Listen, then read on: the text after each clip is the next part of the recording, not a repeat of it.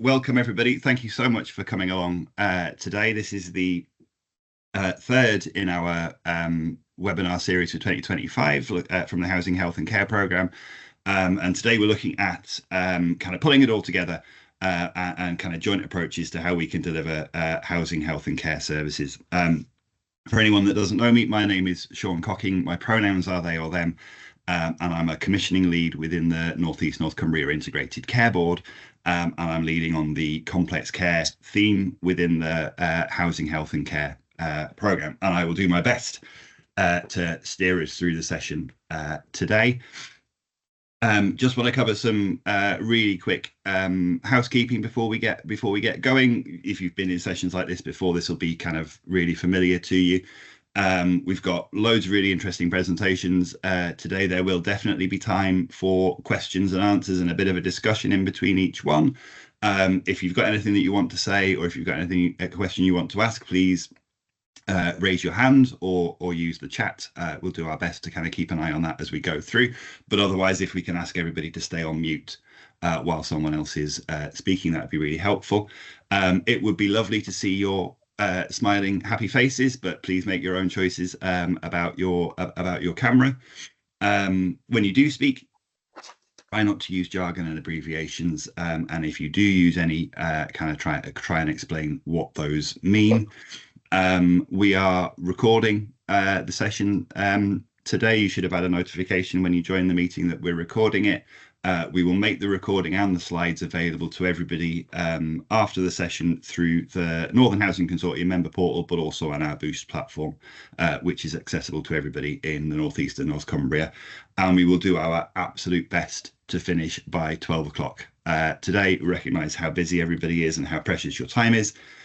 So we'll make our best efforts to make sure we finish on time. So we've got some really great speakers who've joined us today. In a second, I'll be handing over to Jeremy Porteous from the Housing Learning and Improvement Network, who will kind of set a bit of a policy context for us and kind of set out why collaboration, why joint working is really important, and use some examples to kind of illuminate that. I will talk briefly about the Housing, Health and Care Programme, and in particular the Memorandum of Understanding that we've just launched across the region, which is our way of kind of bringing all of the organisations together behind a shared commitment. And then we'll hear from Simon Callaghan from Tyne Housing Group, who will talk to us about a really great service that they operate in partnership with Cumbria, Northumberland, Tyne and Wear Mental Health Trust called Westbridge. And then we'll hear from Paul Newton, who is represents a social care provider called PIPS, who deliver an amazing kind of supported living service just outside of our region. And Paul will kind of talk about how collaboration, particularly in the design and the development and the commissioning kind of stages, has really had a positive impact and achieved some great outcomes for people. Like I say, there'll be plenty of time for questions and answers in between each of those sessions. So without further ado, I'll hand over to Jeremy Porteous from the Housing Learning Improvement Network. Oh, Sean, thanks very much. And I know Saty's going to put some slides up, but really delighted to be with you. You wouldn't believe from my accent, but I actually lived in Durham for 2 or 3 years as a child, but I lost it when I moved down to London when my dad got a new job. But I don't know if those are my emails. I don't think so, but you'll soon see a little bit about the Housing LIN. For those of you who don't know the Housing LIN, we were formerly part of the Department of Health and part of the change agent team that went into local health and social care economies to support the transfer of care and to enable people to have a better housing option. And as part of that, I program managed the Department of Health's Extra Care Housing Programme. I can see it coming up, so just bear with for a minute. Here we are. And I'm really delighted, Sean, to be here, because actually I've worked in housing across the boundaries with health and social care for nearly 35 years. And in fact, I'm old enough to remember one of the original strategic documents that the government pulled out for partnership working and developing more collaboration across housing, health and social care when the community care legislation came in the 80s. So that just sort of shows my age a little bit. The next slide just gives you an overview about the housing LIN. As I said, we were formerly part of the Department of Health, but particularly in relation to today, we were embedded in the integrated care network and working very closely with then PCGs, local authorities, and other subsequent integrated systems to ensure that housing was part of that sort of landscape and as part of the infrastructure, really, in terms of both commissioning, funding, and providing alternative accommodation choices for older and, if I can use the term, vulnerable adults, people with long-term conditions, dementia, learning disability, and autism. And we've continued to do that since we've been independent of government, working closely with Sean and the team at NEMC, for example, currently on looking at sort of profiling and better needs mapping of the demand and supply of services across the localities. And we do so through both a consultancy service, but also free to use services. And that really helps us to do something what I call the 3 I's, to help influence policy, and I'm going to touch on some of that today, to help information sharing, and also to support improvement locally. And we do that through our 4th I, the Ideas Lab. Some of you will be familiar with our happy hours. I know 1 or 2 of you are on this call, are members of the Housing LIN. It's nice to meet you again, as well as to talk to a new audience as well. Okay, so if we move on to the next slide, I just wanted to sort of give you, not go back to the 1980s, but really go back to a really important point that was made by the then president of ADAS to coincide with the 2014 Adult Social Care White Paper. When thinking about integration, every decision about care is a decision about housing.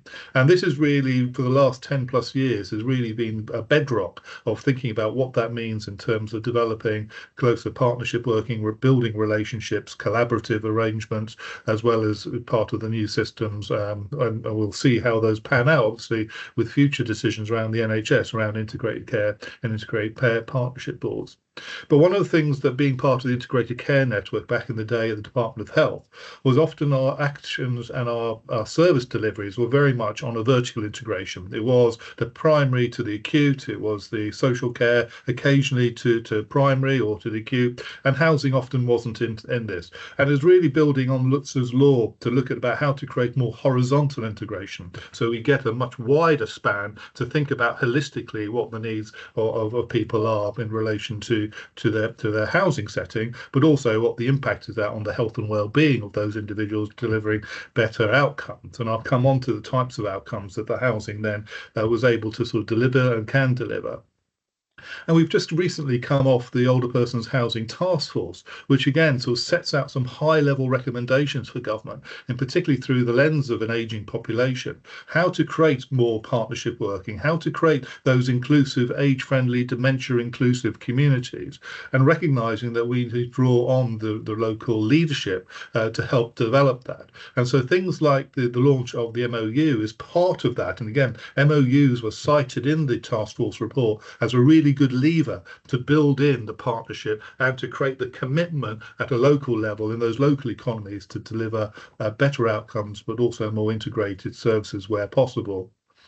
And some of that's also going to be driven through other things. So things like the Supported Housing Regulatory Oversight Act, the requirements on local authorities to better understand that those needs and demands, to look at the way the types of provision, the quality of that provision is available, where it's regulated, where it's unregulated, to have a better quality assurance program around that. And we know that the Casey Commission on the reform of adult social care is going to look at sort of both the cost of care, but also the quality of care.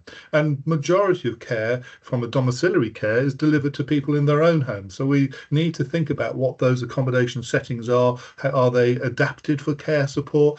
Do people need to make a good move at the right time to other forms of accommodation, whether that's specialist or supported accommodation or more age-friendly homes as part of a broader regeneration or part of that government's 1.5 million new homes over the next 5 years.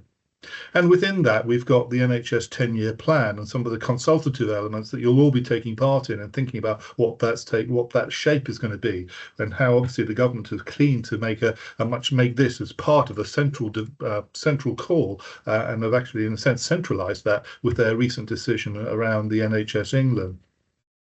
But a lot of this is embedded by a National Health and Housing Memorandum of Understanding. And you may not be aware, it was actually the NHS Commissioning Board, the forerunner to NHS England, that set up their Memorandum of Understanding and brought together government departments, trade and professional bodies, and users of services organisations to start shaping and helping to take that forward. So that every decision about care is a decision about housing is being grounded in many, many documents as a result of that.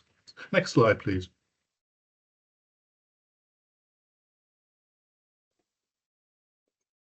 So the other side of it is whether we have the right lexicon. And this slide just sets out the real challenges for many people working across the system, health, housing and social care, to really think about how the language of what specialist housing is, what the transferable relationship is in terms of health and social care.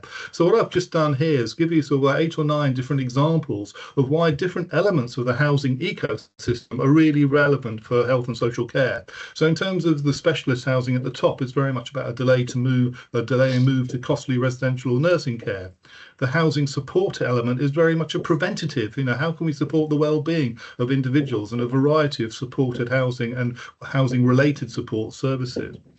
In terms of our mainstream housing, how can we design that so it's better accessible or adaptable for future health and social care needs? Something that we call in the HAPPY reports care readiness. And again, part of the drive for the task force was to ensure that all future design is built in care ready so that it's accessible from the outset.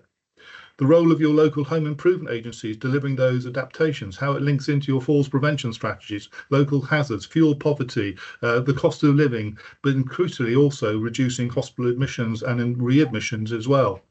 The role of your own environmental health and the partnerships around tackling chronic disrepair, damp and mould, how the impact on that in terms of physical quality, mental health, the long-term conditions, and really unlocking some of those health inequalities.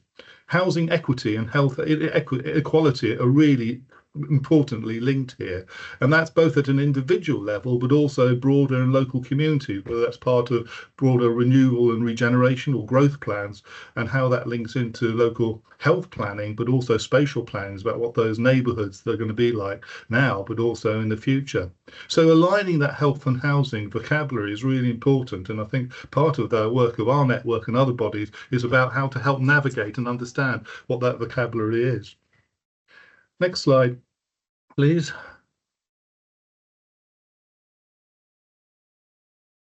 So I wanted to just sort of give you some examples about why that really matters. And then, some of Sean and I were talking briefly yesterday about, what is there an economic argument to be made?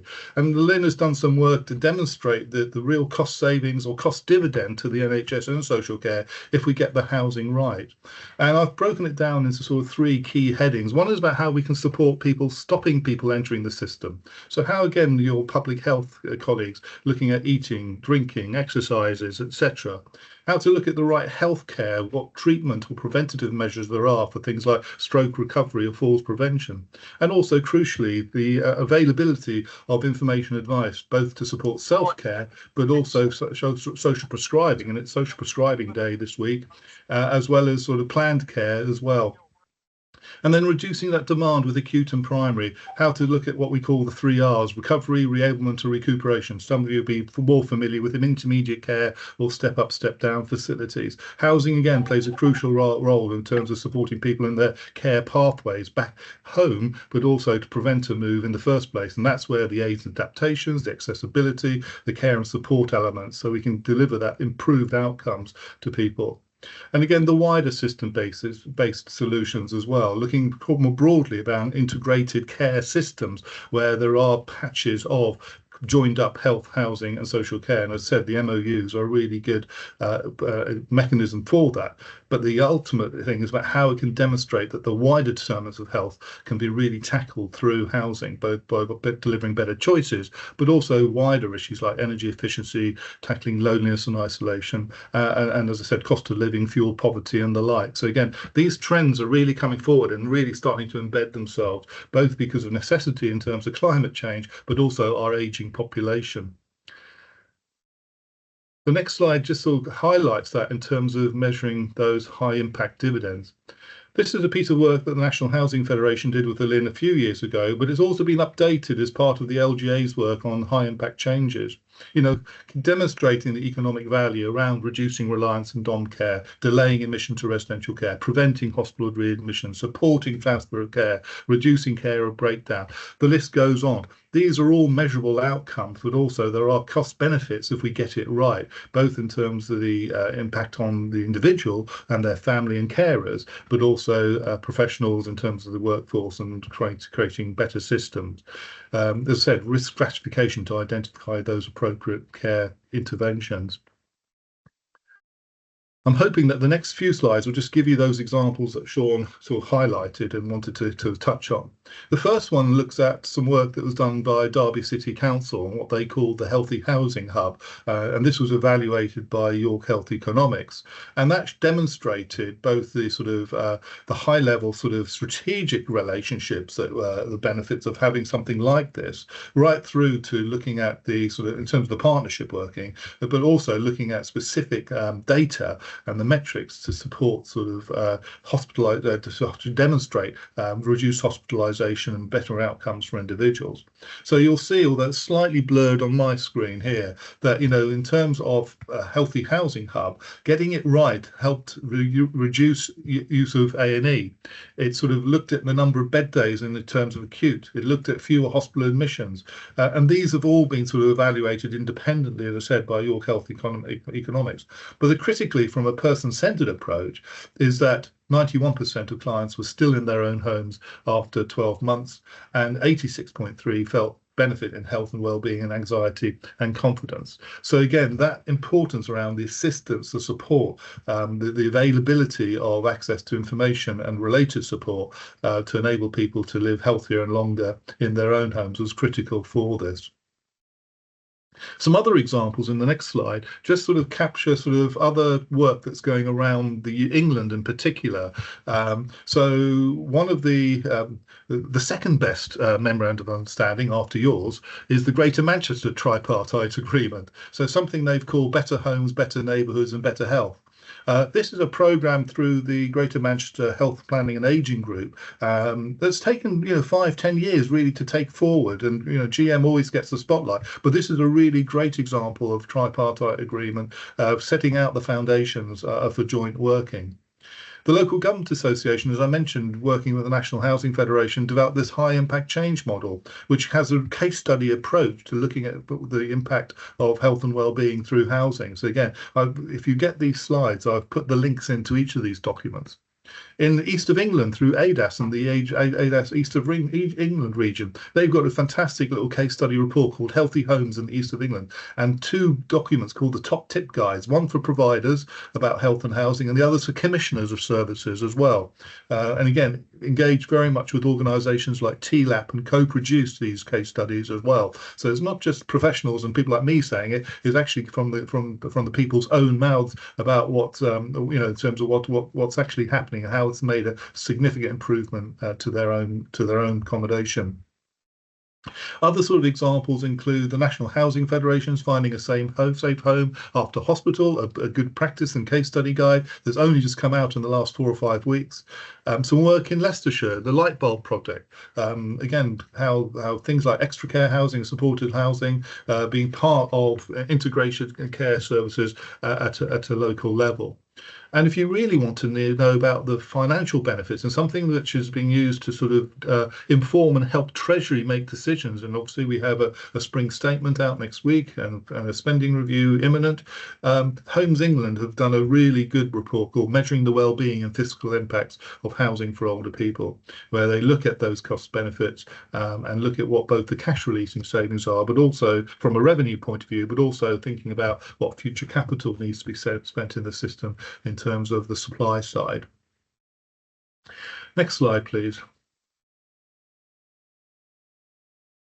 Now, I've talked very much around the policy and practice side. I also just want to touch on a really important element. I talked about co-production from the work of the ADAS in East of England. It's something that the LIN has been watching with really great interest in terms of its work, both in technology and the TAPPI project and the HAPPY project. But we've also developed something called Collaborage, different collaborative approaches to working with an aging population, not synonymous with older people, but just aging per se. And we see 4 or 5 real key characteristics here developing, and those case studies are listed in this directory of Collaborage that we have on our website. We see examples of citizen activation where people who are their own experts by experience are self-advocating for improved community empowerment, better self-care, more autonomy, creating more resilient communities. This week I was with the trustees of a local dementia charity where I live called Engaged Now. This is what they're doing. They're really taking an asset-based community development approach to look at community development, building the capital to engage with people with dementia and the wider community to build that community so that there is much more dementia inclusion. That's one of the other points around ABCD later down the slide. But we see things greater, sort of both social prescribing, much more outcome-based commissioning. We see important elements of providing people better choice and control through co-production and citizen-led commissioning to create those partnership working. So again, if you want to have a look how organisations in Walsall to Wolverhampton to Wadebridge, please have a look at our Collaborage directory. And what I often say is we need to make sure that we're a community chest and not take things by chance, hence the slide with the Monopoly board.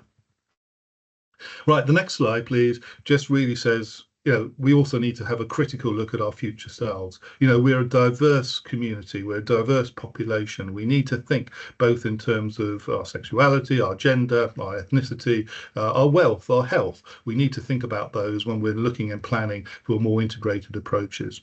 So I've given you probably a whirlwind approach for some of the national policy. I've tried to sort of put some of the local practice and sort of give you a national flavour of other practices that's happening. But ultimately, it is about making sure that every decision about care is also a decision about housing. And I'll sign off there, Sean, but happy to take any questions. Thanks, Jeremy. That was really, really interesting, and it's always good, I think, to see some examples of what other places are and kind of the different approaches that people are taking. So thank you so much for that. Are there any questions or comments for Jeremy about what you just heard? Silence from the room. I'm around for the morning, so please don't feel if people do feel or put it into the chat box, Sean, and I'll happily answer. Yes, just to confirm, we'll be sharing the slides with everybody. I suppose one of the things that always strikes me about kind of joined up approaches is that they tend to exist at a couple of levels. Either it's kind of the big picture, really strategic stuff, which I think the Housing Health and Care Programme is focusing on, but at the same time, it's kind of people just getting on with it, if you like, kind of making those really informal connections at kind of an operational level and kind of just going, well, this is a good idea, isn't it? Let's do some stuff together. Kind of from the experience that you've got within the Housing LIN, what's the key element of that kind of drives success? Is it that kind of big picture stuff, or is it kind of more kind of ground up type approaches that seem to work better? Yeah, that's a good question. I think the big picture stuff and gives permission to say, there's a framework, there's guidance, there are tools that demonstrate what is the art of the possible, what can be achieved. But actually at a local level and in terms of both micro communities or whether it's our practice with the local housing association, it's about the relationships between key members of staff, but also increasingly recognizing that the population health issue as well, about the particular needs of individuals as well. And I think that's a really stronger message to really get across. And in a sense, the framework, the strategies, the documents give the permission and the license to operate, because this is the ground rules that we want to work in. But actually, it's only going to be delivered if we get the right relationships and the culture of that organization to engage and participate, listen and be involved. So again, that's the critical things for us, that sort of horizontal integration that I touched on earlier. Yeah, no, that makes sense. I suppose a slightly negative question, but I can't help myself because of who I am as a person. Where don't believe you. What are the things that hold us back from doing that kind of thing? What are the things that stop us from, either at that big picture or that kind of operational level, that kind of stop us from working better together in that way? I think there are several things. We often make the excuse it's money, and I'm sure there are absolutely system pressures in terms of resources, and then the knock-on effect in terms of time and being able to allocate time. So that resource allocation, time allocation is a critical thing. I think one of the biggest challenges, though, for the whole system is that the system is in a state of significant flux, and the pressures are not just about the cost pressures, the system pressures. So again, that sort of element of wanting to do preventative action when we're only doing crisis interventions is really tricky to switch. And what many of you will be familiar with the term inverting the triangle of care. How do you move from the critical at the top to that broader community? And then you've got the challenges of a much bigger population mass in terms of thinking about those needs and demands and wishes as well. So again, I think it's about some of it's culture and changing the culture, and some of those cultural barriers as well. And as I was explaining about Manchester, it wasn't an overnight success. It's taken time, and you also have to continue to reinvest in that as well. It's not just a one-off interaction. Yeah.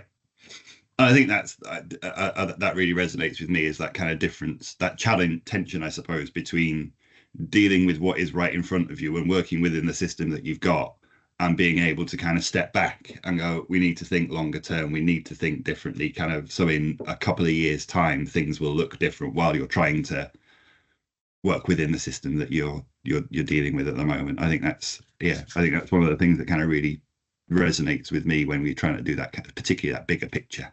And then the bigger picture, you've got the devolution agenda, you've got what's the state of the NHS, you've got the NHS plan. You're constantly buffeted by different waves of either political interference or involvement, right through to operationally trying to do what you feel is a duty of care for individuals who really need that. Yeah, that's fair. I think the next webinar on the difference between interference and involvement would be a fascinating discussion. Okay, thank you so much for that. I haven't seen any other hands or any other questions, so thank you so much, Jeremy. You are more than welcome to stay for the rest of the session, and I will hand over to me. I'm gonna just talk for a few minutes about our memorandum of understanding while I find out where my mouse has got to. Okay, Sati, can I just check that you can see that? Excellent stuff. Yeah. Okay, so I've already introduced myself. My name's Sean Cocking. I'm a commissioning lead for the Integrated Care Board.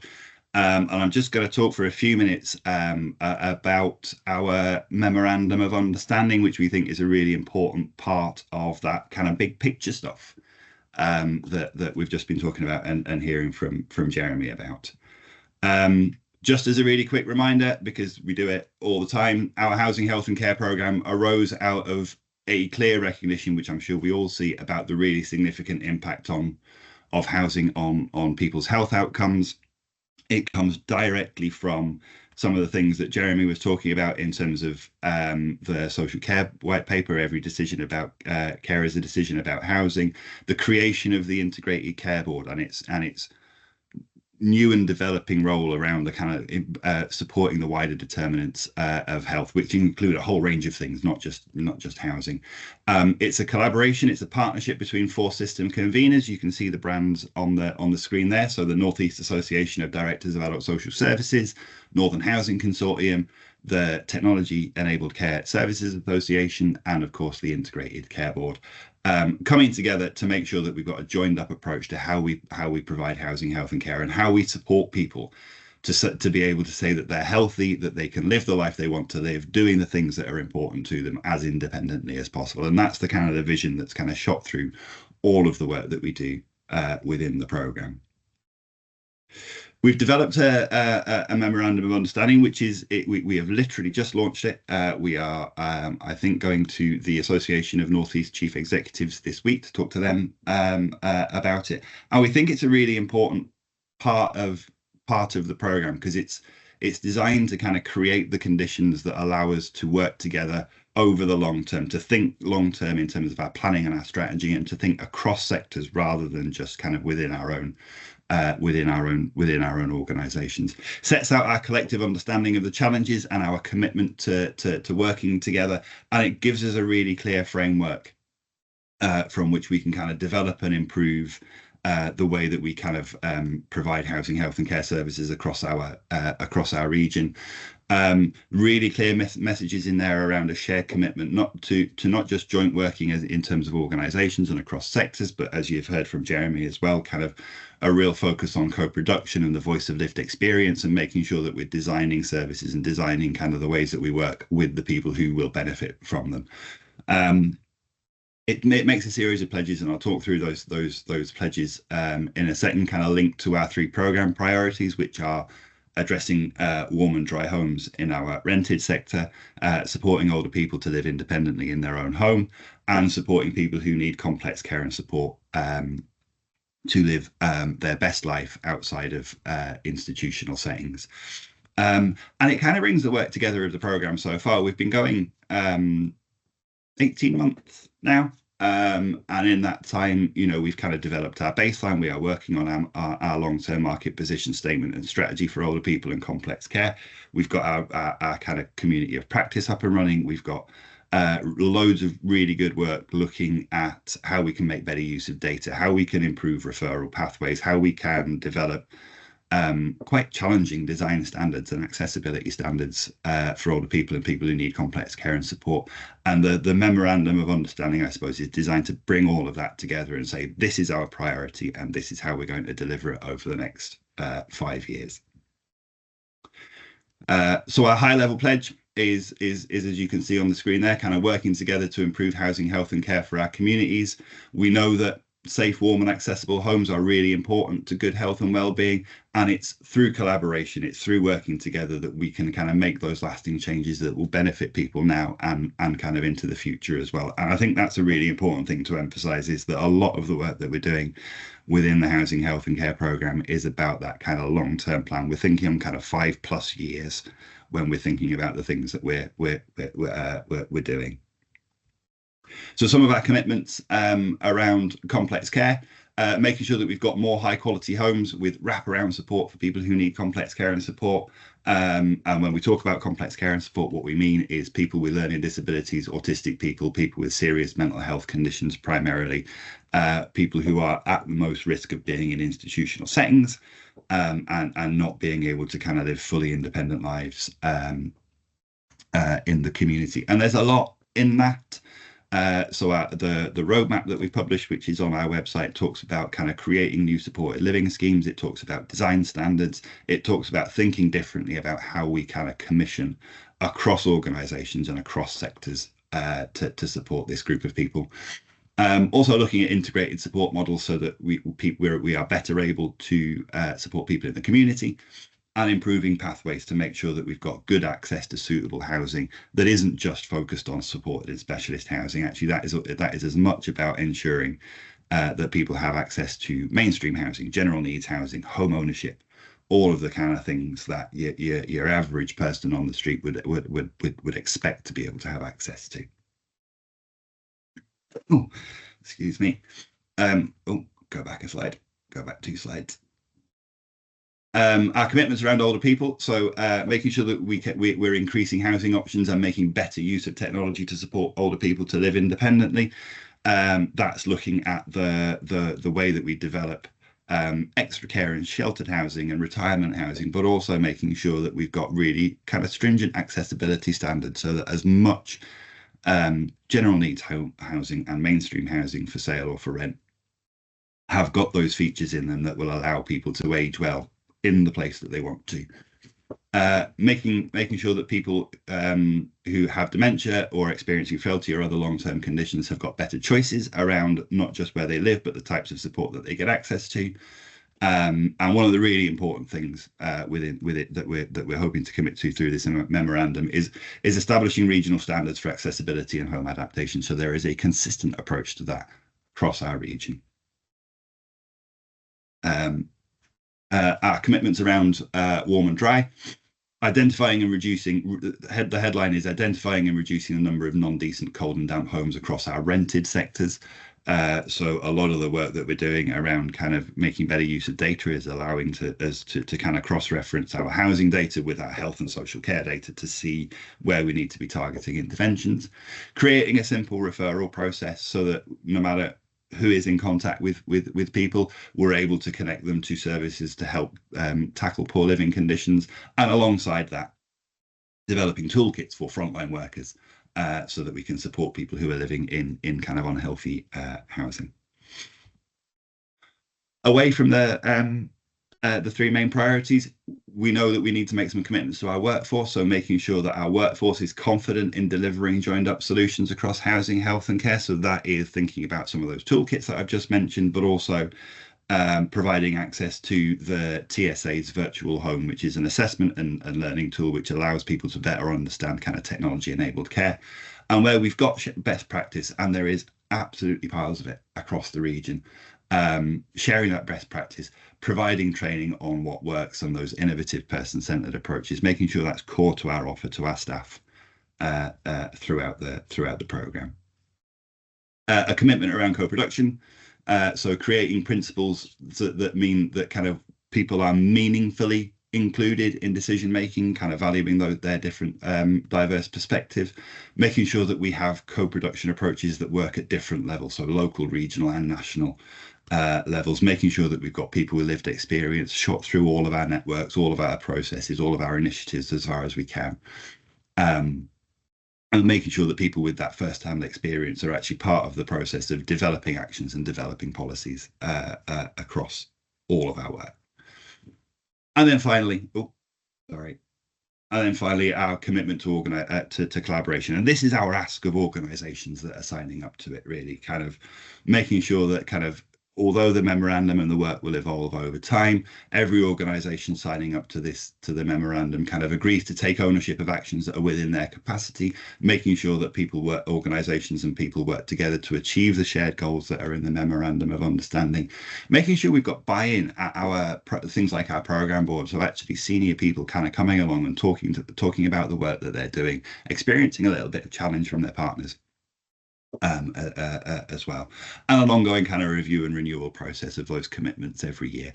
We know that kind of this is a 5-year kind of program, a 5-year project that we're looking at. That's going to evolve over time, so we're going to take that seriously and make sure we're constantly reflecting on the progress we're making and the areas that we need to kind of move into. And then finally, again, you will get the slides at the end. There's more information on our website. We have webinars and other events promoted on our Boost platform. The virtual home learning and assessment tool is available to anyone who works in housing, health and care across the region. You can have a look at it and see what it looks like for yourself following the link. If you want to sign up to it either individually as an organisation, there's an email address that you will get after the session where you can sign up for that. And we also have our community of practice, which is one of the highlights of my month when we meet. If you want to join that, if you're not already a member, drop me an email. And that's it from me. I talked for a little bit longer than I planned, but I'm happy to take any questions or comments if anybody has anything to say.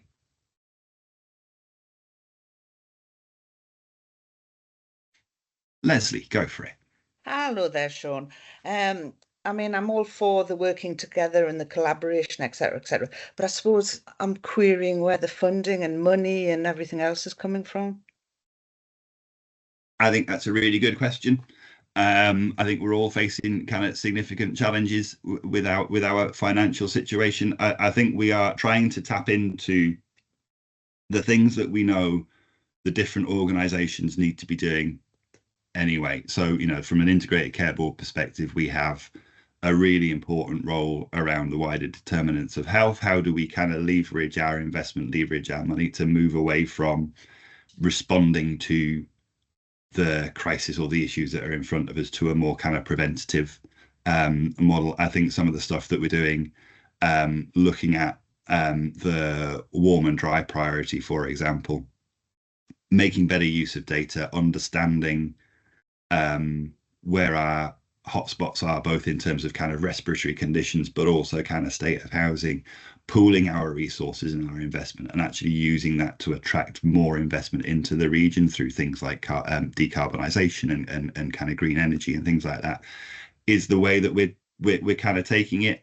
We know that there are long-term savings from keeping people out of hospital, and it's what we're trying to kind of do is kind of create the conditions where we can start to reinvest and reshape the way that we invest our funds.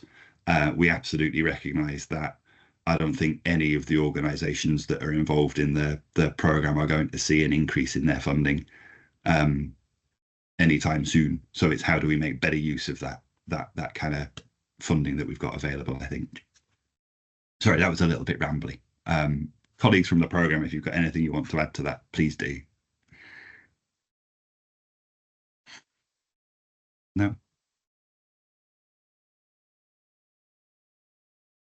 Okay. You covered that all, Sean. Thank you. Thank you very much, Sati. Okay, if there are no more questions, we'll move swiftly on to our next speaker, which is, so I'm delighted to welcome Simon Callaghan from Tyne Housing, who's going to talk to us about the Westbridge service. Over to you, Simon. Okay, thanks, Sean. I'll just try and share my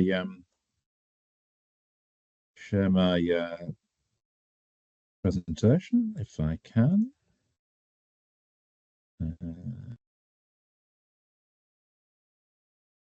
Okay, can you all see that? Yeah. Let's start the slideshow. Okay. There you go. Perfect. So, thanks a lot for inviting me down to speak to the group, Sean. It's really interesting topic, talking about how health and housing can work together. There aren't many examples, I would argue, of that working especially well, but I think I've got one, and I'd like to tell you about it today, if you wouldn't mind. So we're going to talk about our Westbridge service, which is a mental health resettlement service, and we believe it's a successful partnership model in helping people to leave long-term hospital care. So we're going to talk today a little bit about the background and the history and the service aim of the service, the delivery model, some of the impact, and hopefully there'll be some time for questions. So my name is Simon Callaghan, and I'm the Director of Housing and Support for Tyne Housing Association. We're a housing association, so we're a housing provider, primarily in the supported housing sector, and a lot of our client group are people who are homeless, vulnerable, or have experienced homelessness. So Westbridge is a slightly different client group, but still people requiring help and support to access mainstream housing. So Westbridge is a partnership between Tyne Housing and CNTW NHS Foundation Trust. Been operating for 23 years now, and it was designed by Tyne working with the NHS to address what the NHS saw as a specific gap in accommodation for forensic clients. So the aim is to offer accommodation, rehabilitation, social care for individuals who spent long periods of time as mental health inpatients, and sometimes in prison as well, but are now deemed suitable to live it as independently as possible within the community. So a lot of our clients have diagnosed mental health condition or a learning disability. Some of them have been, many of them have been convicted of crimes, and sometimes quite serious crimes. But Westbridge plays a part in rehabilitating them and resettling them back in the community. So it directly supports some key NHS strategic priorities around reducing the number of people living in hospital care.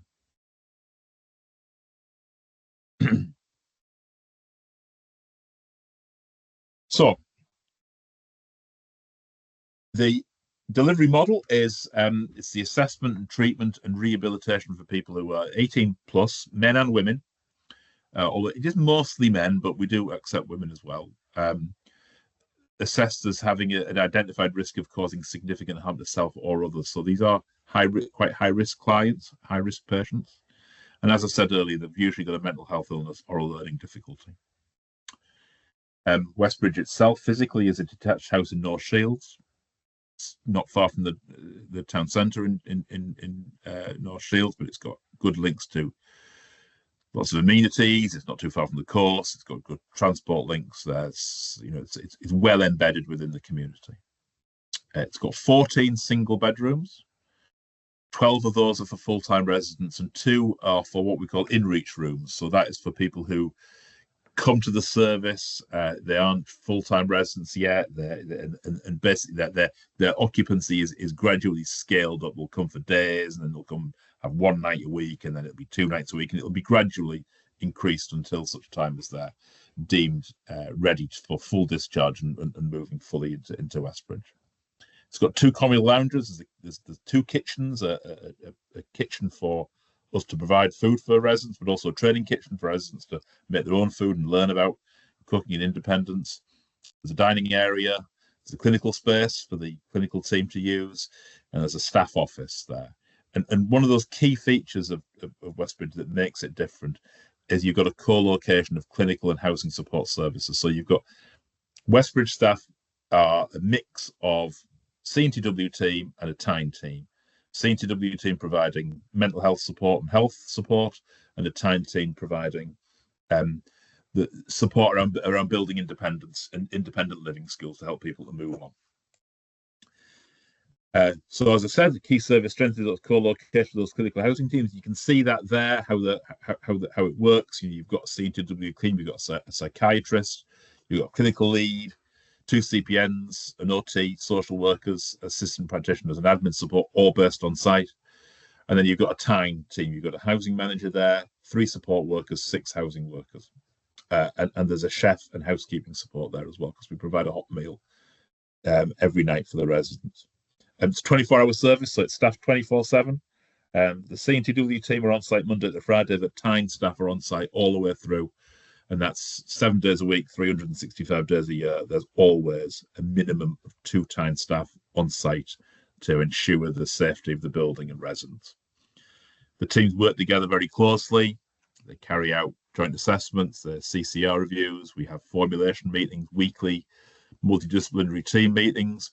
There's daily handovers between the teams.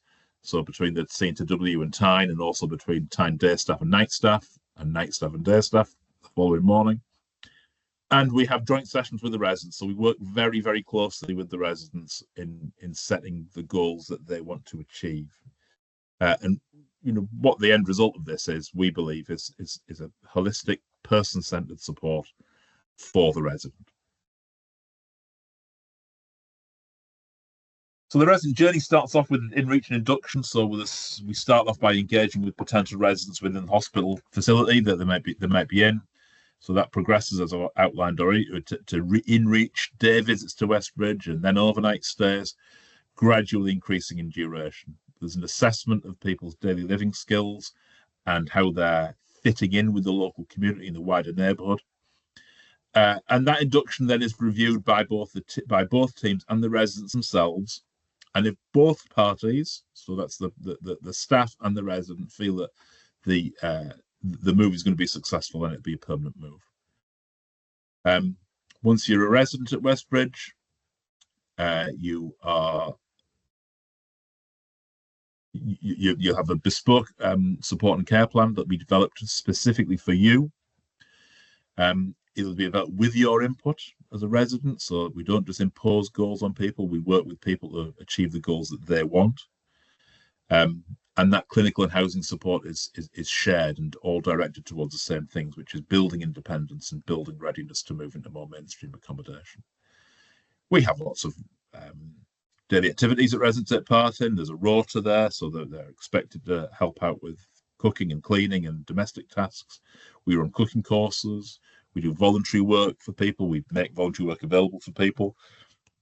We have gym memberships that we can offer, walking clubs. We can offer gardening. But, Tyne also, some of you may know, we own Ousburn Farm.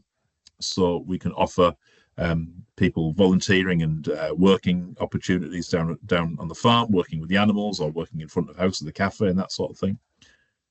We've got workshop facilities here. So we have a carpentry workshop. We have a studio where people can do creative things. We've got a training kitchen here at Wilfred Street in Baker, where I'm talking to you from. So we've got a training kitchen downstairs, and we run various cooking courses and things there that people can access. We run monthly house meetings in Westbridge. We also have a football club that meet every week and play five-a-side football that a number of Westbridge residents join in with.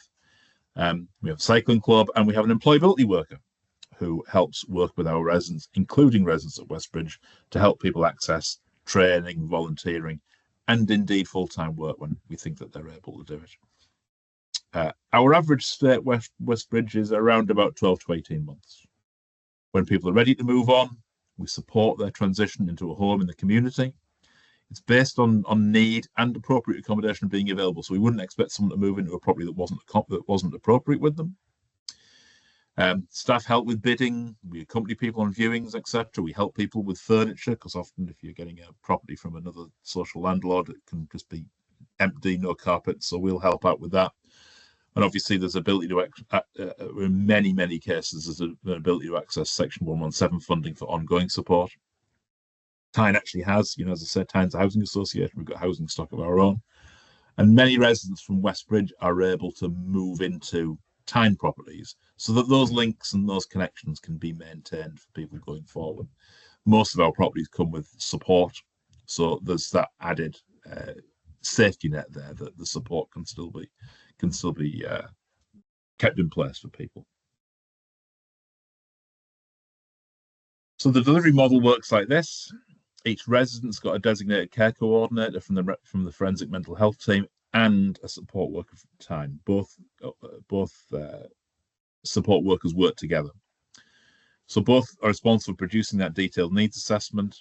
And as I said earlier, Tyne staff focus on that building independence, and the NHS staff support the client's mental and physical health, but all are working in the same direction, getting the client moved on appropriately into more appropriate accommodation. There's regular reviews, regular multidisciplinary team meetings, but through all of that, we encourage residents to take part in their own care coordination. We really encourage residents to buy into the support that they receive, because if it's just imposed on them and they don't have a voice in it, it doesn't work. They have to have buy-in. They have to have agency. So often I find with the people that we deal with at Westbridge and in our other services as well, people have lost their agency. They don't have control over their lives. Things are done to them. So it's really important that we make sure we put their needs and their wants and their aspirations at the centre of the support that we give them.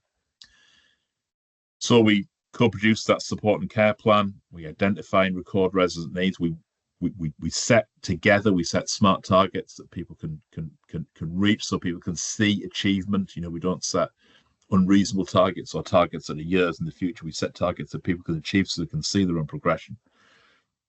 And we have regular one-to-one sessions with residents. And I wouldn't, the policy will say, the procedure will say something like monthly one-to-ones. It isn't as formal as that. It's constant. You know, the one-to-one sessions and the support and the key working is something that works, that goes on all of the time. So just some outputs. In the past 12 months, we've had 14 residents have lived at Westbridge, and 3 of them have made a positive move on. So that's one resident was recalled to hospital because it was felt that that was the appropriate move for them to make. One of those people has moved into a Tyne property, so we're able to keep our connections with him. The other 2 just went into, I believe, both stayed in North Tyneside, the North Tyneside Council properties. So we've had 11 clients move on to InReach, and 4 of those InReach clients have been discharged and moved in permanently. So you've got 6 people still in InReach, and one of those has been recalled back into secure accommodation. Currently, we're full. So we've got all 12 beds occupied at the moment, and we would hope that would continue in the as we go forward. I think we do have someone who is getting closer to move on at the moment, so we will have a bed coming free in the not too distant future. We did a social value, social return investment survey a year or 2 ago, independently validated. And that came back with 71 residents reported feeling in control of their life since arriving at Westbridge, and their overall satisfaction with life is on the Edinburgh Wellbeing Scale was 7.3 out of 10 on average, which is very high. 86% of residents have improved their ability to connect with the local community. And at the start of InReach, only 43% felt they could do this, so that's a real increase of people's happiness that they can kind of integrate with the local community after in many cases a long spell in secure accommodation of whatever description. So it's almost doubled, but it has doubled, hasn't it? And the current positive move on rates for the last year are 100%. So we haven't had any kind of failed move ons since that, and no evictions. No one's been evicted from the service. No one's been asked to leave. I won't read these out. These are just some things that came back from our resident survey and from the social return investment survey. So you can see here some of the things that residents say about the services that they receive, their positive feelings. We really, with all our services, not just Westbridge, but the other services that we run for homeless people, it's our biggest and most important thing, I think, is creating a safe environment, because once you've created that safe environment, then people have the breathing space to be able to think about what the future looks like. So I think it's creating that environment which is relaxed, which is safe, where people can now start to think about the future, and get them out of the difficult situation, whether that's been in prison or secure accommodation or without a settled home. Giving people that security in the first instance to enable them to start thinking about what the future looks like for them. Independent theory of change, social value evaluation. This was using validated tools. We didn't do it ourselves. We got an externally validated organisation to do it for us, and they came back with an average cost for an 18-month stay at Westbridge as being £126,893. For secure care, that is £335,954 for the same period of time. So, that's showing a really quite considerable saving. So I think the argument that we'd make is that Westbridge makes sense financially. It is a better model for accommodating people than secure services. It has greater chances of success for people who, obviously for people who the service is appropriate for, but our record for positive move on and for financial viability, I think, is quite a strong one there for Westbridge. We are currently working on an impact report which will be available from next month. I think we are going to share these slides with you all, so you can see there. If you just keep hold of it, that's where it'll be. It'll be on our website when it's finished. And there's some contacts there. Andrew Parker is the clinical lead for C&TW at Westbridge. Liz Cook is the Tyne housing manager, and Louise Wilson is our head of business development. if you wanted to discuss any opportunities with her. So that's it from me. Does anyone have any questions? Thanks so much, Simon. It's really, really interesting. It's such a great example of organisations working together and having a really positive impact on that. There's a question in the chat from Claire Lane, I think it is, kind of just wondering what your thoughts are on how many more Westbridges are required.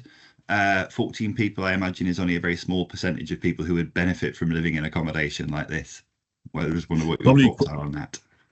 Probably a question for NHS colleagues, I would have thought, more than for me. But yeah, I mean, it would appear to me that there is a gap in the market for more services like this. You might think that, of course, I would say that, but yeah, I mean, I think Westbridge has been open for 20 years plus and has made its case. Yeah, on numerous occasions in those 20 years. Yeah, and I think to be fair, I think you're right. I think one of the things that we're seeing, particularly with people who are in our inpatient services, is people who need that kind of step in between being in hospital and living a fully independent life in the community for a whole range of different reasons. That move straight out of a really restrictive setting into an ordinary house on an ordinary street can be really challenging for people. So having something like Westbridge, which kind of helps people kind of reintegrate and settle back into their community, I think is something we're seeing a demand for right across the region, and I'm sure Jeremy would agree, kind of nationally as well. Kind of that kind of proper pathway out of hospital. Leslie. Hi, Simon. I was just wondering, once that the support and into accommodation, are they able to contact you again or keep in touch? Oh yes, absolutely, and we do. So a lot of our residents will always keep in touch. It's not always. I mean, I would say probably normal. If you look like the last, maybe that, I don't know. I mean, I'm talking off the top of my head here, but maybe the last 20 move-ons from Westbridge, I would say probably half of them have actually gone into timed accommodation. So obviously there's still a connection there. But yeah, even the ones that go into just other social landlord, it's usually almost always social landlord accommodation. There'll still be contact with them.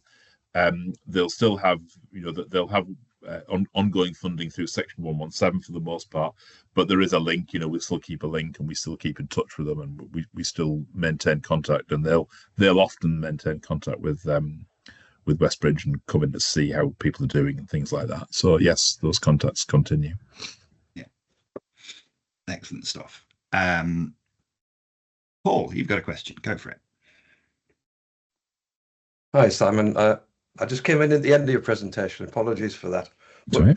I just wondered how the partnership's changed over time and whether you've gone on to develop different schemes or different services or partnerships with CNTW as a consequence. We haven't. I mean, we work very closely with them at Westbridge, and we have had lots of conversations about doing similar things in other areas, but it hasn't developed. I mean, there's some, and a lot of that's around. Obviously, there's issues around funding, and capital funding is always quite difficult to get. What we have done is we've developed work with NHS partners to develop a couple of transforming care properties. Right. So we've got now 2 transforming care properties, one in North Tyneside and one in Morpeth, and we'll look to develop some more of them in the future, I think, as well. So that's where we've bought, we've bought specific properties, single properties for specifically for individual clients who then receive wraparound support within them. So we'll continue to explore opportunities there, and we speak with our colleagues in the NHS on a regular basis.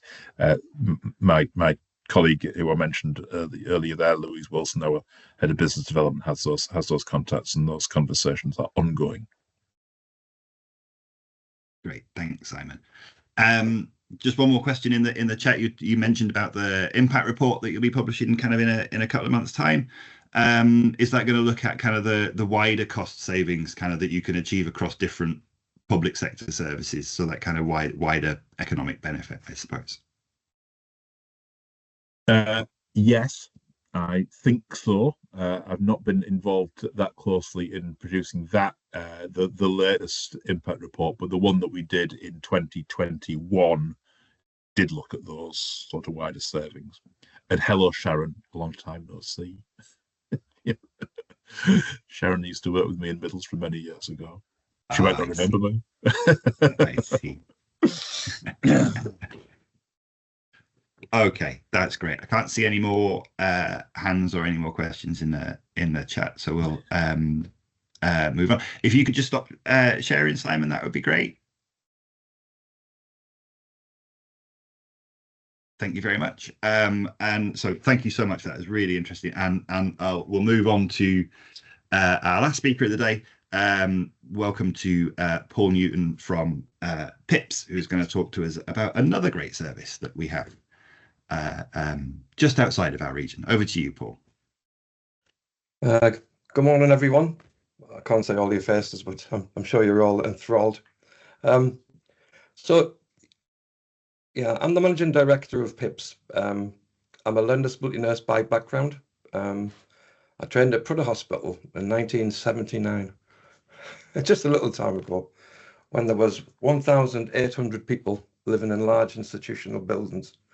And my career has kind of followed the path of all those individuals back into the community, and hopefully I'll explain to you now how we've achieved that more recently. So PIPS is a specialist social care company. We were established in 2015. I had a 37-year career in the NHS, and I was a director of operations in TUV, which is still around now. And in around 2012, we were having great problems moving people out of assessment and treatment units. We just heard about that, I'm sure, just now. And we couldn't get people into accommodation that was settled.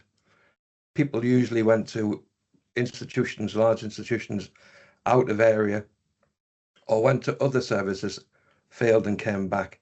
So the trust decided it would develop its own social care company to try and help people and support people out of hospital into settled accommodation.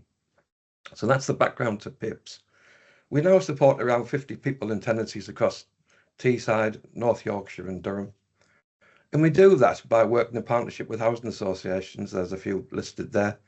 13 Housing Group, Benicia, Broadacres, and we have one or two other smaller housing associations we work with. But what we wanted to do really is give people a home of their own. So each person has their own self-contained accommodation. There's no sharing. We work with very complex people who have had long and complex histories. And what we've learned from all of that is trying to shoehorn people together into an environment with people that they don't know isn't always going to give you the best outcomes. You know, that would be the same for you or I if we were forced to live with people that we didn't know. So for these people, we knew we had to get accommodation that was self-contained and suitable for the individual. So working with 13, Benicia and Broadacres, we developed, and I've just heard Tyne Housing have done the same, through some of the transformation efforts, to have small clusters of bungalows, flats, where people can have their own environment. So we've done that now for approaching 10 years. I was asked today to talk about, in particularly, our latest scheme at Collier Hill Court, which is in on the outskirts of Catterick, Colburn in North Yorkshire. And this is, I guess, a culmination of the last 10 years of learning of how buildings are actually crucial in all of this. You know, we came into this thinking the support is crucial, but actually we realized over time that actually the buildings are as crucial to allow people to live independently, a life that they would choose. So on the run up to developing the partnership I'm going to talk about, we knew that we had to change the way we looked at accommodation and make it more robust and person-centered so that it could withstand the rigors that it faces. You know, we work with a lot of adults with autism who have associated challenging behaviour because of years, usually in institutions, living with people they didn't want to live with, and having limited impact on their behaviour. So Collie Hill Court does provide robust tenancies for 6 individuals. I'll go into more detail about that. I think was Sean's motivation for getting me here today. So Collie Hill Court is a partnership development. It was a partnership from the start, and that's, I think the beauty of this is we were all partners in it together from the start. We chose to be partners. We weren't forced together by commissioners. We chose to dance, and we had a good dance. So PIPS, Positive Individual Practice Support, our organisation, we partnered with Broadacres Housing Association, which is a housing association in North Yorkshire, Swale Valley Construction, and they had already partnered with Broadacres previously. And I'll go into more detail about Charles Smith, who's the managing director there, who really showed a keen interest in working with us to get it right.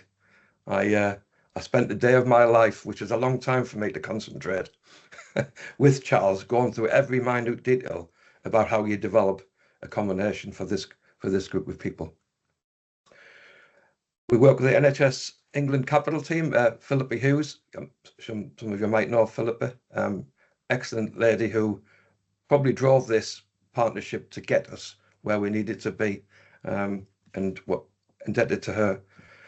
Humber and North Yorkshire ICB, at the time actually it was the CCG, Harrogate and Rural CCG, and North Yorkshire County Council, who were in the partnership, but I would have to say were probably in the back seat, but came along with us and contributed effectively to get the scheme completed. So Collie Hill Court is a set of 6 individual detached 2-bedroom bungalows on the edge of Colburn, and there's a resource bungalow associated with the bungalows where the staff areas and meeting rooms, because we didn't want, as is the case now, psychiatrists, psychologists, all MDTs, you know, coming into the care home to have MDTs. We wanted that stuff to be somewhere else, where the individual could go to rather than have the house invaded, because that brings its own problems. But the bungalows were designed to try and rule out the damage and the weaknesses that had occurred over the previous 9 years. And in talking with Charles and colleagues, it came to us that maybe a passive house approach would be best, because we know radiators are a problem, we know pipes are a problem. We've had individuals in some of our previous accommodation strip out the boarding, get to the electric wires, get to the heating pipes, rip the radiators off the walls, flood the place, put windows out, the whole frame out. So trying to come up with something that was a little bit different, that would stand the test of time, was what we were trying to do. So we came up with the passive house principles. We visited a passive house down in South Yorkshire. It wasn't a care facility, but it was someone's house, which we kindly had a look at. So with that, obviously there's no heating system other than a trickle system, which is air source heat pumps, triple glazed, and it's a box within a box essentially.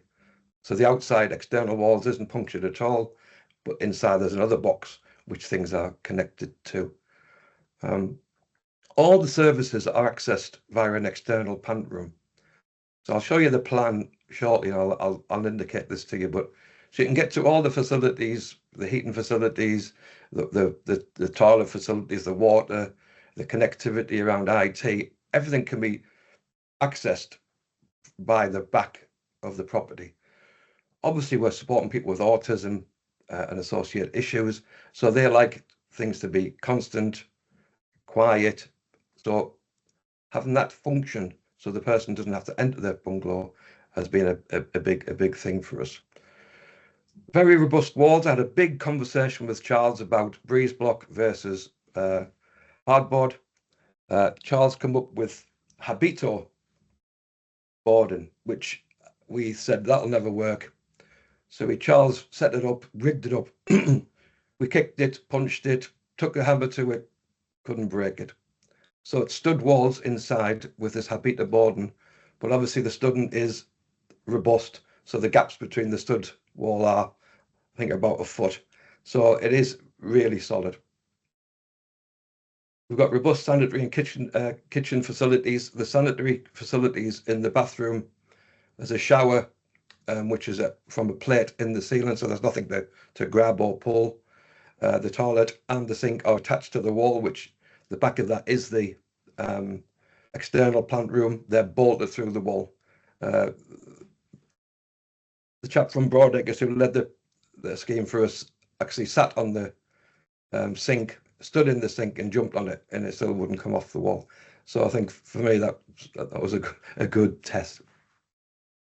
All rooms are accessible via 2 routes, so there's 2 doors in every room bar 1, and that's the second bedroom. But you can access out of there through the window, and that's again for staff to withdraw. You know, if there's any issues, they can get out of the way. They don't have to confront the individual. They can just retire to a safe distance and let the individual calm themselves down. The higher ceilings are normal with recessed lighting. Again, we've had lots of problems with lights being pulled off the ceilings. So having a higher ceiling with everything recessed, so anything on the ceiling is recessed into the ceiling, so there's nothing you can knock or damage in that way. All the bungalows are accessible from the rear as well as the front, and again I'll show you this on the plan. So staff can go around the back of all the properties and enter without having to go in through the front door. That's good when you have some individuals who are very protective about the staff, and if they see their staff working with someone else, they can get very concerned and anxious about that. So we can access properties from the rear. That's also good if anyone's tried to barricade the front door, etc., etc. And I'll show you some of that a little bit later. Integral blinds to all windows. We've had horrendous problems with curtains, curtain rails, blinds, etc. So those are present, but also there's integrated blinds in all the windows, and they can be operated in the property, but also they can be operated and overridden in the plant room. So to keep someone's modesty, if they've stripped naked or whatever it might be in the bedroom, which obviously they can, and the windows are shut, we can actually operate the blinds to make sure the neighbours, etc., can't peer in. All gardens are accessible to the rear. They're enclosed with acoustic fencing. So the acoustic fencing helps prevent noise coming in and going out again. For people with autism, keeping that constant noise level is very helpful. The bungalow is also equipped with sensors regarding heat, water, location, you know, depending on the individual. So we know if there's any flooding, any problems with fire or hot water issues, or where the person might be at any one point in time if we've retired to the staff bungalow. The door access is through face recognition, and I'll show you a picture of that. So the individual can walk up to the door, they can peer at the screen, and the door will open for them.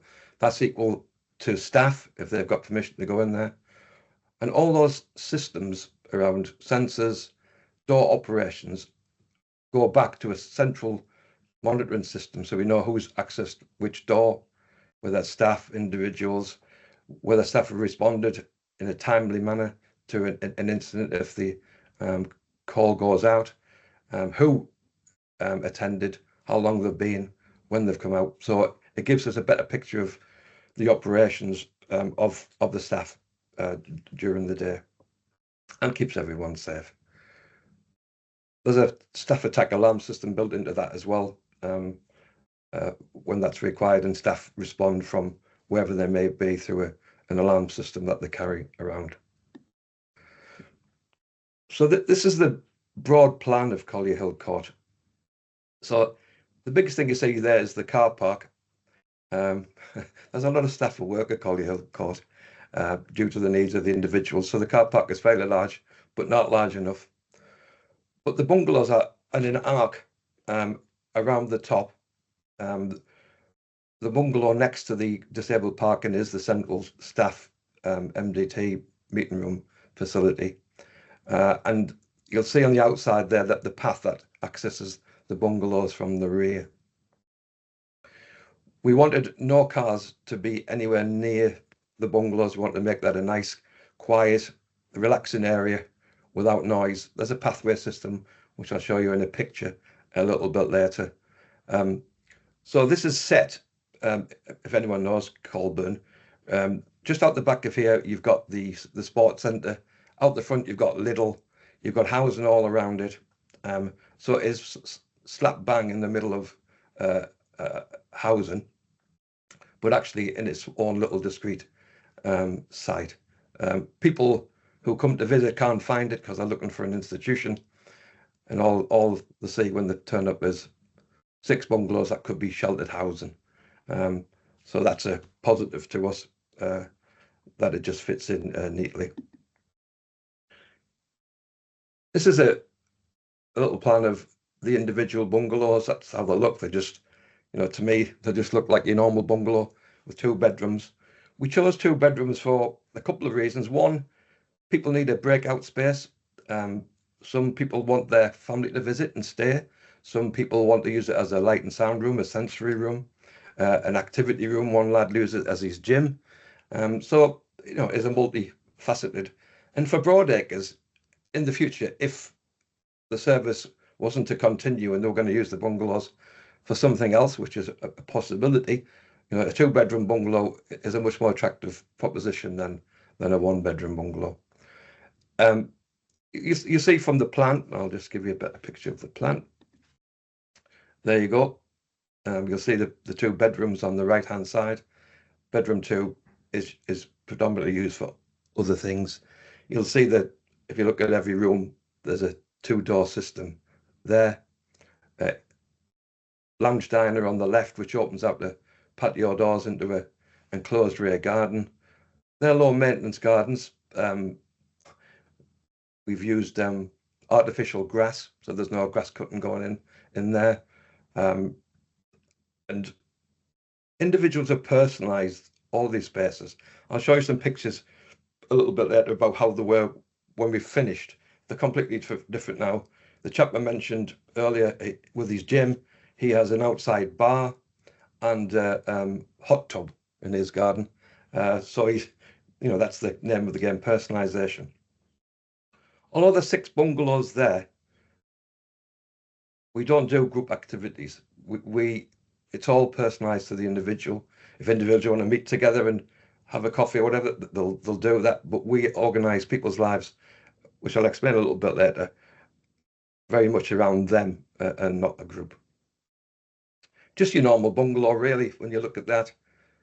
The plant rooms between the shower and the lounge diner, which is accessible from the rear, which I mentioned earlier, which gives that facility to do any maintenance work without actually entering the bungalow.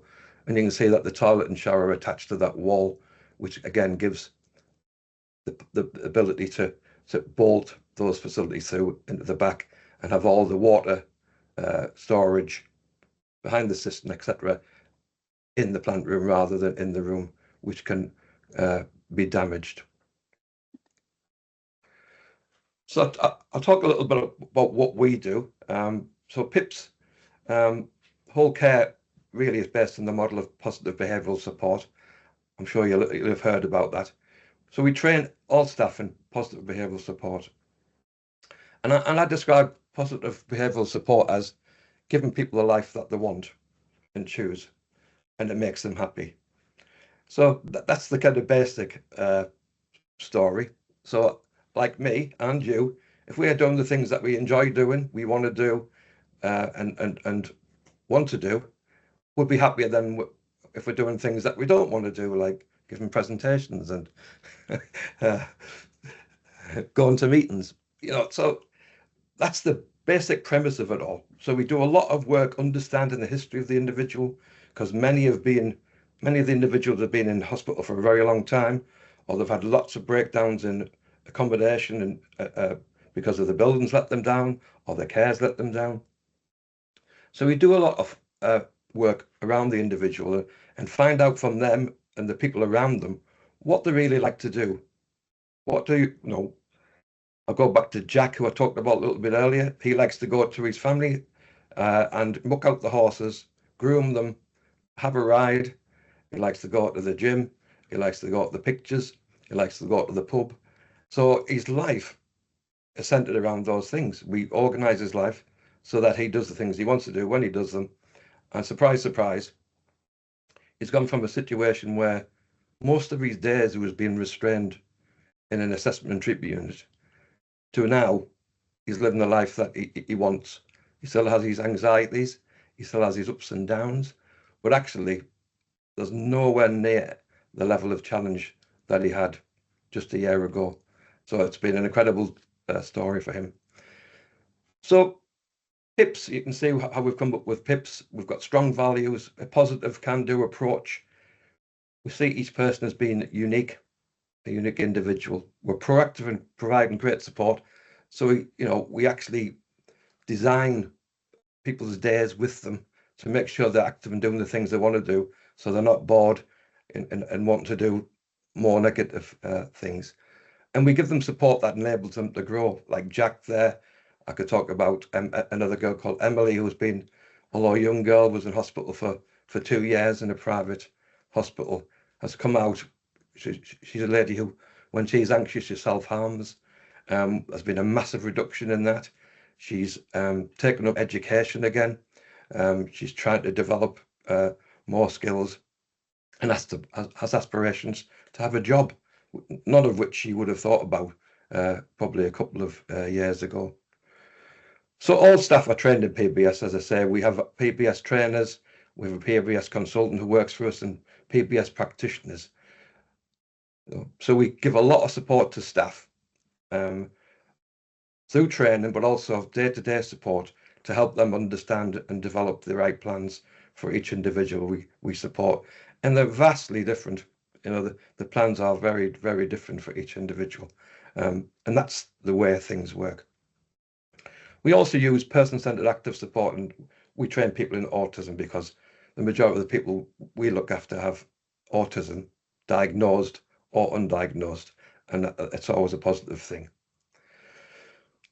As an organisation, we employ nurses and social workers in key leadership positions. We value professional training.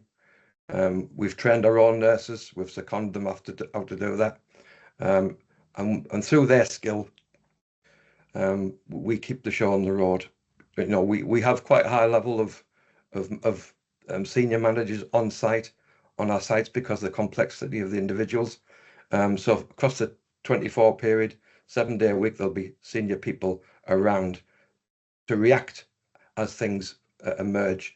And I think that's a really positive thing, to try and deal with things as they happen rather than the next day or after the weekend where things might have gone radically wrong. But one of the key things in all of this is the partnership with Broadacres Housing Association, and any housing association we partner with, because as I said earlier, it's best you choose your partner than have a forced marriage.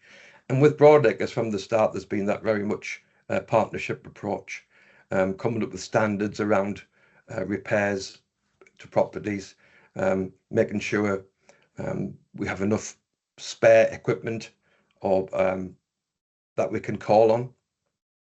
So I got a call for Broadacres one day to say they were going to put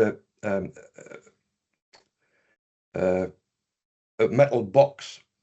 I'm trying to what they're called. They go on ships. What do you call them things? Come on, Sean, help me out. Like a cargo container kind of thing. Yeah, container. They're going to put a container in the car park. So I was tearing my hair out, whatever's left of my hair.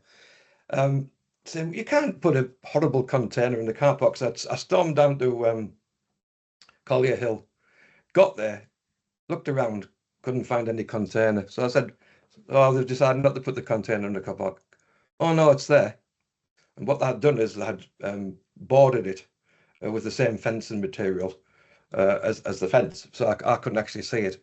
But the useful thing about that container is there's a spare anything for the site.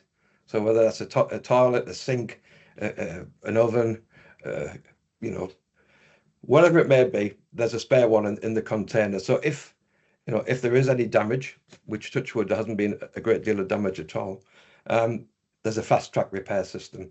So Broadacres will respond quickly and resolve the situation. And historically, they're the things that let accommodation down, because there's a little bit of damage which becomes a lot of damage, which becomes even more damage because there hasn't been a responsive service in the way these individuals need.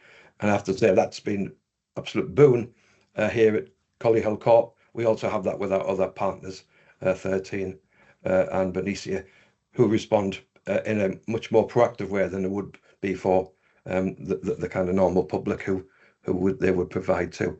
But obviously rentals, etc., go in some way to support that.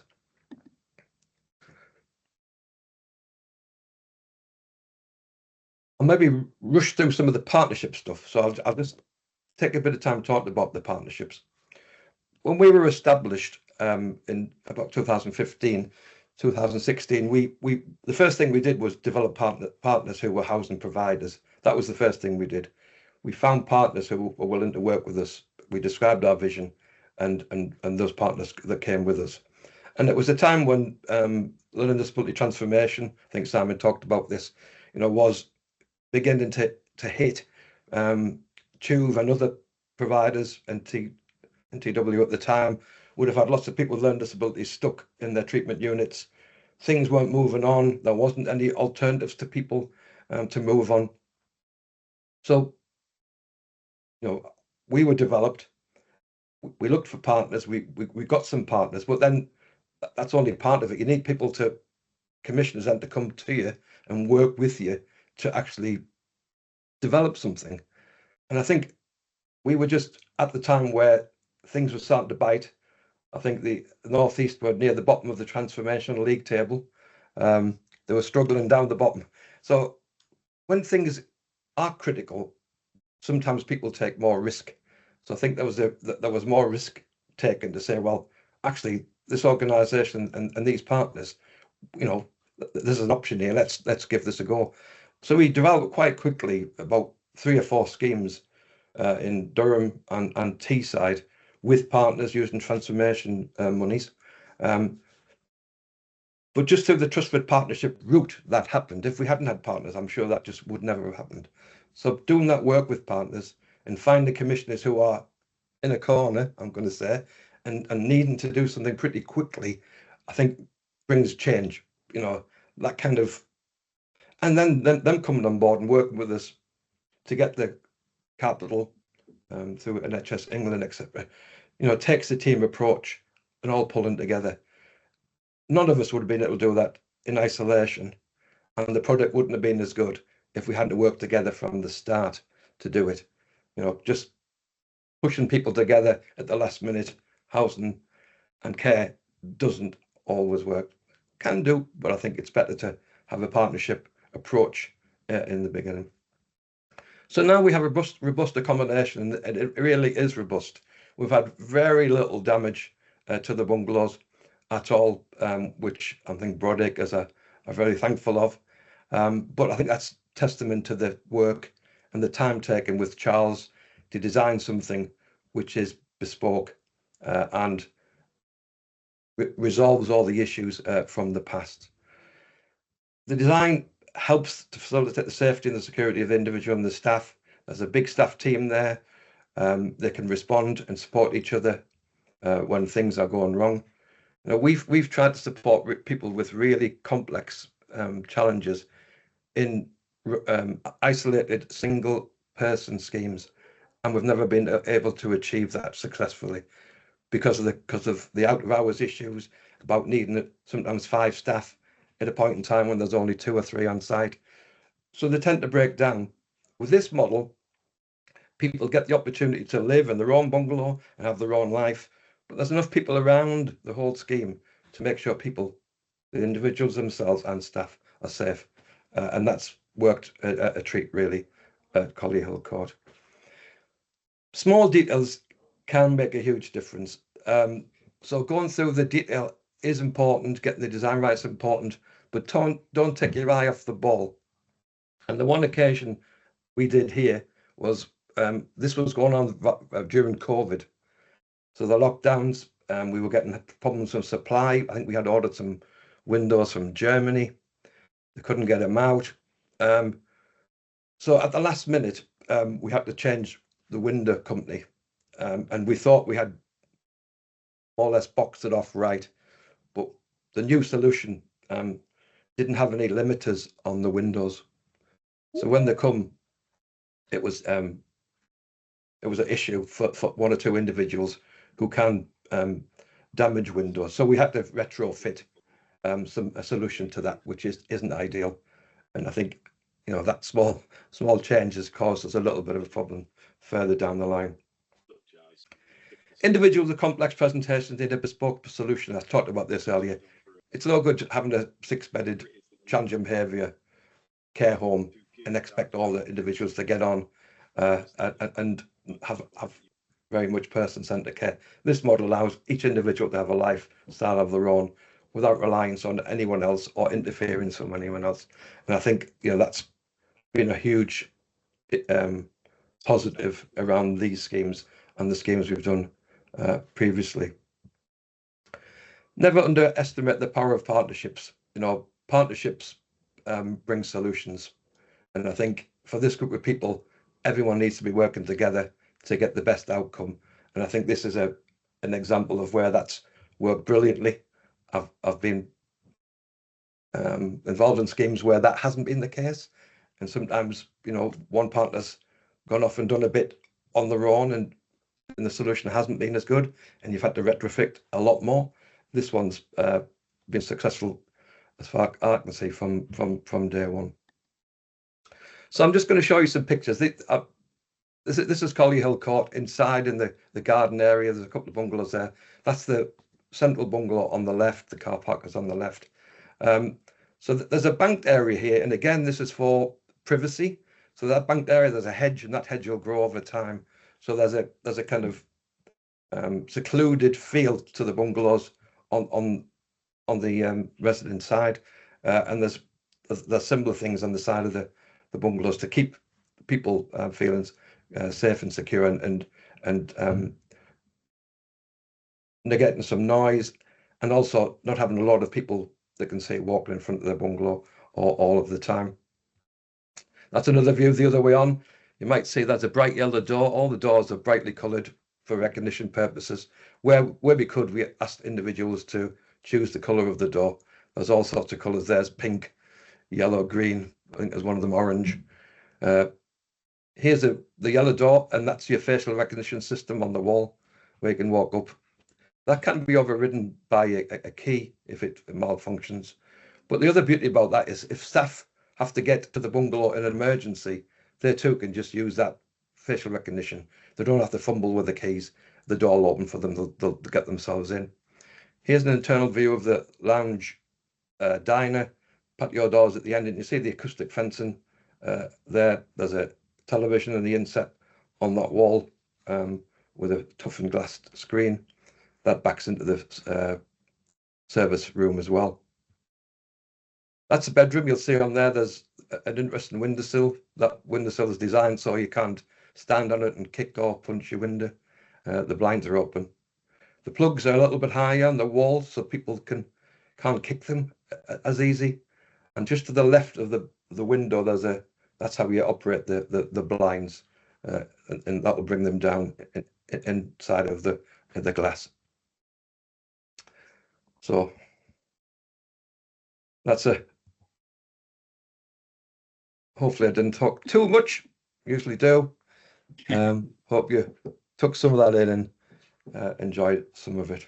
Thank you. No, that was great, Paul. Thank you so much for that. And I think what I really like about this scheme in particular and your approach is you know, we were talking with Jeremy earlier on about kind of the difference between the big picture partnership stuff and the kind of the more relational based kind of partnership stuff. And I think this is a really good example of like-minded, interested partners coming together and really kind of going through that process kind of organically rather than being kind of commissioned to do it directly. And you know, I think you alluded to it at the start, where actually it came more from yourselves and the housing association and the developer rather than the county council or the CCG as it was at the time, kind of directing you to do it.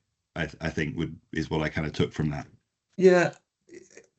So we knew there was an issue, and we knew we needed partners. And you know, Broadacres, you know, I hadn't done any of this before, which was the other thing. You know, I went to see Broadacres, and I think I put on the slide about this was 4 years in the development. So I think it was about 2015, 16. I went to see Andy Powell over at Broadacres and said, Andy, you know, do you fancy partner up to do something like this? And to be fair to him, he didn't know much about it, but we talked, and he said, yeah, I think that's something we want to do. We want to do more stuff for people, you know, with disabilities. This would be something we want to do. And I think, you know, so then we approached the CCG at the time, and I guess they were recognizing they had a problem, and they had some particularly difficult problems at that time. So I think bought into something, you know, maybe a benefit that we have a connection with Tuve and they know Tuve and trust Tuve, but you know, they were happy to look and listen and want to do something proactively as quickly as they can. We didn't expect quickly as we can to be about 4 years, but you know, that was the position back then. I'm sure the transformation process, well, I know it is a lot slicker now than it was then, you know, and getting buy-in. So yeah, you know, those organic partnerships are fine, where people trust each other, know each other, are a lot easier than just being thrown together at the last minute through a commissioning process. Here's your partner. All right, okay. And you haven't had any pre-discussions. And, you know, that can work. But I think the partnership together to be commissioned is much more satisfactory for me. Yeah. It's choosing your marriage rather than an arranged marriage. Yeah, that usually works better. Although they're all different, you know, they're all complicated. Yeah, no, that's fair. The question from Diane in the chat, kind of saying, you know, looks like an amazing, well-designed scheme. Is there anything in hindsight you would have done differently, or any kind of key learning from a build like this, which is tailored in the way that it is?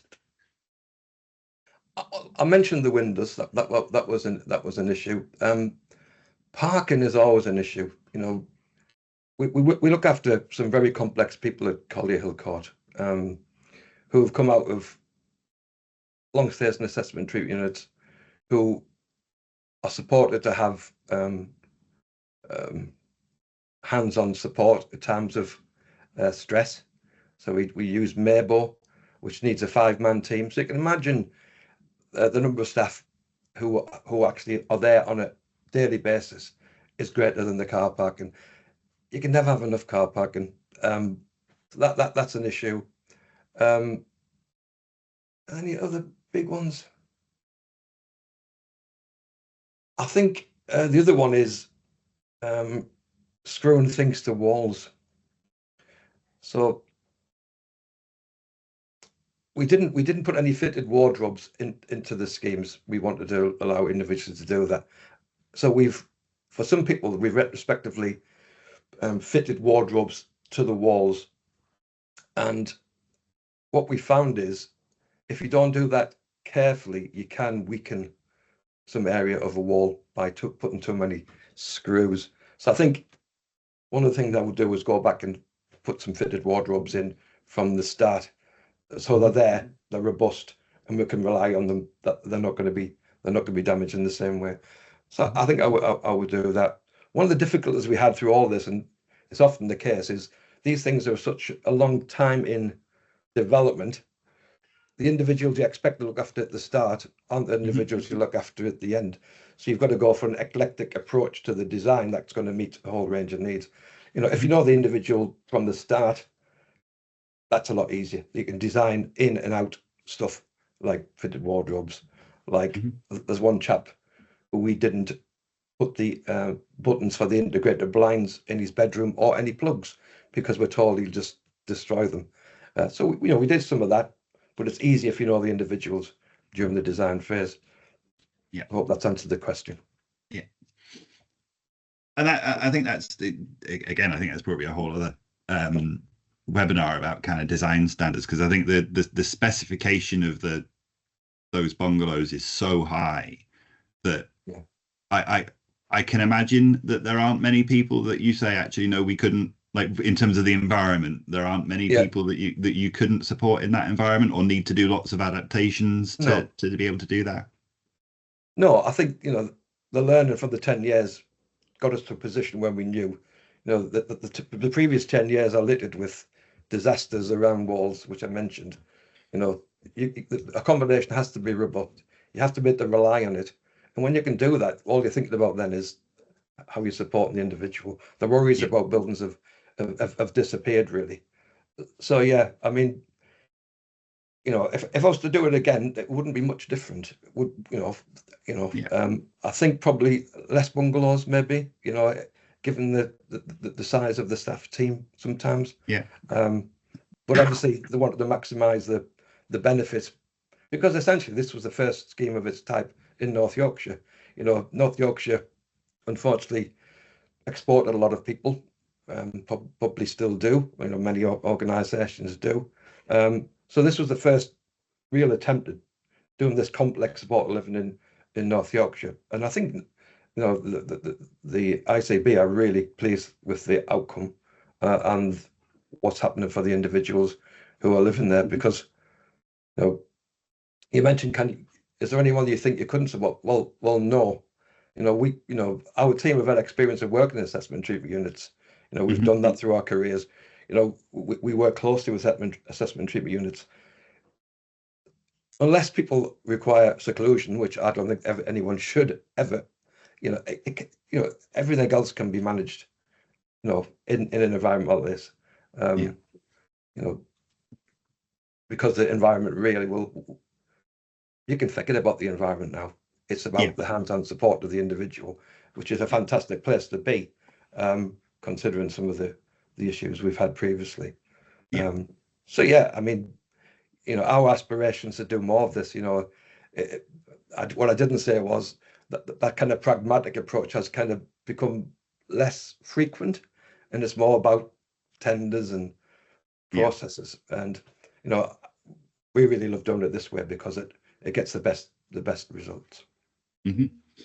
I guess that links into some of the kind of that bigger picture stuff, isn't it? It's the kind of conversations and the kind of approaches that we take as commissioners to having those discussions with providers like yourself, and kind of thinking differently about how we can get to the position of having this really great scheme that doesn't rely on unnecessarily formal and regimented processes. Although there's probably some procurement colleagues who will tell me off for even daring to say that. I recognise it's different, but if you analyse the market, I'm going to say market, it's not a nice word, of providers who actually do this very complex stuff and actually do it well. If you did analysis, you're only talking about a small number of companies, not talking about 100 companies. So actually having some sensible conversations with those small number of companies about what the expectations might be, on a smaller framework or whatever it might be, might get over, who come along with partners. It's really important that you come along with a partner who says, yes, we're willing to work with this provider on this, and we're going to do it in this way.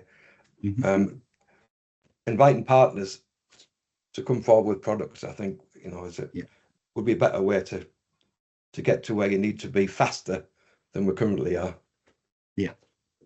No, because our aspiration is to do more of these across Durham, Tees, and North Yorkshire. And the will's there. We used to have a problem with recruitment of staff, but we've actually changed our approach to pay, and making jobs more attractive. And actually, we're best placed now than ever through that 10 years of getting staff. We advertise for staff, and there's 50 people within a couple of days wanting to come and work for us, which is a fantastic position to be in. So, you know, we're right to move on and do more, but currently, there's none of that on the horizon, unfortunately. Okay, thank you so much for that, Paul. It's a really, really interesting, really interesting discussion. I can't see any more questions or hands up. So just a last couple of things from me. We've been recording the session, as I said at the start. We'll publish that on the Northern Housing Consortium membership portal, but also on the Boost platform, which is available to everybody in the North East and North Cumbria. We'll send out make the slides available as well. We'll share a feedback link. Really helpful to get any kind of feedback from people about this session and other things that you might want to talk about. And just to trail the next in our series of webinars, which will be on the Tuesday, the 8th of April in the usual 10 till 12 slot, which is going to focus on co-production. It's called Amplifying Voices, Empowering Carers and Communities in Housing, Health and Care Sectors.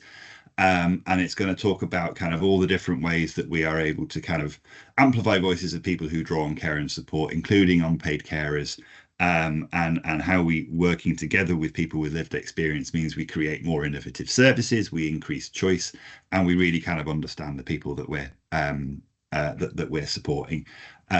We'll advertise that widely. You can find the link to that if you're a Northern Housing Consortium member. You'll find it on their website. If you have access to Boost, you'll be able to sign up for it that way. So thank you so much to our speakers today. Thanks to Jeremy Porteous, Simon Callahan and Paul Newton. Really useful and kind of thought-provoking presentations. Thank you all to everybody else for coming along, and have a great day.